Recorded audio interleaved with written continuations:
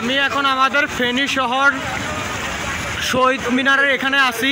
ফেনী শহরের ভিতরে এতটা পানি, আমাদের গ্রামে যাওয়ার মতো কোনো ব্যবস্থা নাই। ফেনী শহরটাই ডুবে যেতেছে।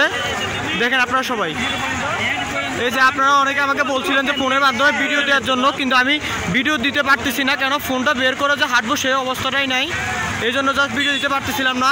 এখানে বিভিন্ন জায়গা থেকে মানুষ যাদেরকে রিস্কি করে আনা হইতেছে তাদেরকে কোনো রকম আইনে এখানে আশ্রয় দেওয়া হইতেছে, কিন্তু বেশিরভাগ মানুষ দোতলা তিনতলা ছাদের উপরে আটকায় আছে। অনেক মানুষ মানে কিছু মানুষ সংখ্যক এখনও মানে কিছুটা জানা যাচ্ছে যে কিছু মানুষ নাকি মারাও গেছে, কিন্তু ওদের এখনও কোনো মানে হুদিশ পাওয়া যায় নাই। আর আমাদের পরশুরাম ফুলগাজী উপজেলার অবস্থা খুব খারাপ। আমরা কিন্তু বর্তমানে ফেনীতে আছি। ওইদিকে কোনো বোট, পানির স্রোতের জন্য কোনো বোট বা কোনো কিছু যাওয়া যাচ্ছে না। শুধু সেনাবাহিনী হেলিকপ্টার নিয়ে একটা মানে যাওয়ার চেষ্টা করতেছে, ব্যাস এতটুকুই। ওইদিকের কোনো খবর আমি জানি না, ব্যাস এতটুকুই জানি যে সেনাবাহিনী ওইদিকে নিয়ন্ত্রণ করতেছে। এখন জানি না যে ওইদিকে কোন অবস্থা আছে। সবাই আমার আম্মুর জন্য, ছোটো ভাইয়ের জন্য এবং আমার ছোটো বোনের জন্য দোয়া করবেন, এবং তার সাথে সাথে পুরো ফেনীবাসীর জন্য দোয়া করবেন।